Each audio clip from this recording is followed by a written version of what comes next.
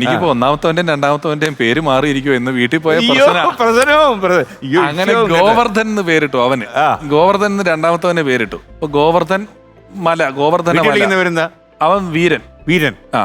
ഗോവർദ്ധന മല ഉയർത്തി നിന്നത് കൃഷ്ണൻ, അതിന്റെ താഴെ ഗിരിധർ, ഗിരിയെ ധരിച്ചവൻ. അങ്ങനെ വൈറ്റ് ഓർഡറിൽ ഇത് കിടക്കുന്നത്. ഗിരിധർ, ഗോവർദ്ധൻ, അതിന്റെ മേളിൽ പീലി. വിഷാരടിയെ കുറിച്ച് പിതാവെന്നുള്ള നിലയിൽ വലിയ ബഹുമാനാ കുട്ടികൾക്ക്. ഒരു സംശയം വിഷാരടിക്ക് വരുന്നെങ്കിൽ LED-ലേക്ക് ഒന്ന് നോക്കിക്കോളൂ. ആ സീനല്ല, വളമൊന്നും തന്നെ ഇഷ്ടപ്പെട്ടില്ല. ദേശമെല്ലും പ്ലേറ്റ് പൊട്ടിക്കല് ഇതൊക്കെ അല്ലേ, അതൊന്നും എനിക്ക് ഇഷ്ടപ്പെട്ടില്ല. അച്ഛന്റെ പടമല്ലേ? അച്ഛന്റെ പടമാണ്. പക്ഷെ എന്തെങ്കിലും നല്ലതായിട്ട് ആയിക്കൂടെയായിരുന്നോ? ഞാൻ കണ്ണടിച്ചിരുന്നു. കണ്ടില്ലേ? കണ്ടു, പക്ഷെ എന്നാലും എനിക്ക് ഇഷ്ടപ്പെട്ടില്ല. അങ്ങനെ വെച്ചാ കോമഡി പടങ്ങൾ ഇഷ്ടം. ഇതിലൊരു തരി കോമഡി ഇല്ല, full seriousness. No way out Pisharody. അതെ,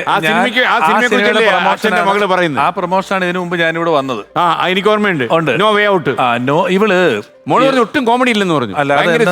ഇത് ഭയങ്കര അതെ. പിന്നീട് ഒരു പ്രശ്നം ഉണ്ടായി. അതായത് ഇത് ഇവിടെയെങ്കിലും ഇതൊന്ന് ക്ലിയർ ചെയ്യണം. അതായത് നോ വേ ഔട്ട് എന്ന് പറയുന്ന പടത്തില് ഒരാള് തൂങ്ങിച്ചാവാൻ വേണ്ടി കഴുത്തെ കുരുക്കിട്ട് ചാടിയ ശേഷം മുറുകയും ചെയ്തു, മരിച്ചുമില്ല.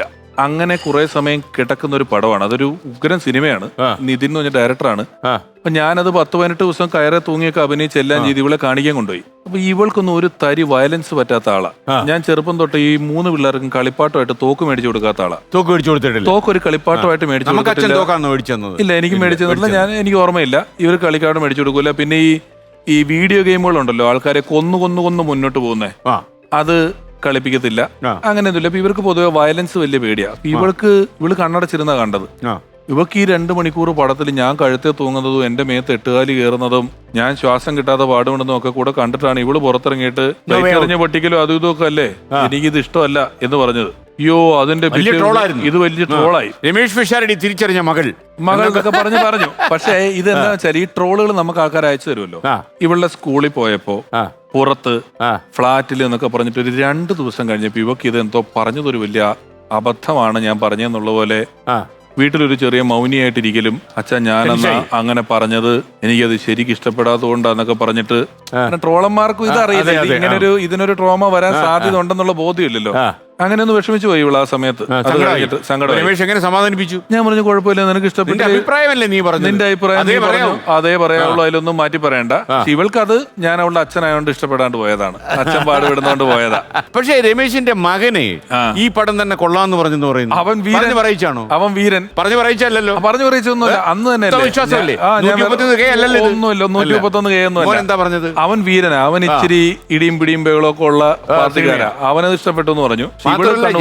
ഞാൻ രമേശ് തൂങ്ങി നിൽക്കാൻ പോകുന്ന ആ രംഗം ഉണ്ടല്ലോ, അത് എവിടെയോ ഞാൻ ഒന്ന് ദൃശ്യം കണ്ടു. രമേശിന് ഒരു അബദ്ധം പറ്റുന്ന എനിക്ക് തോന്നുന്നു. കാര്യം എന്താ അറിയാമോ, സാധാരണ അഡ്ജസ്റ്റ്മെന്റ് കുരുക്കല്ലേ ഇടുന്നേ, ഇത് ഒറിജിനൽ കുരുക്കെടുത്തിട്ടോ?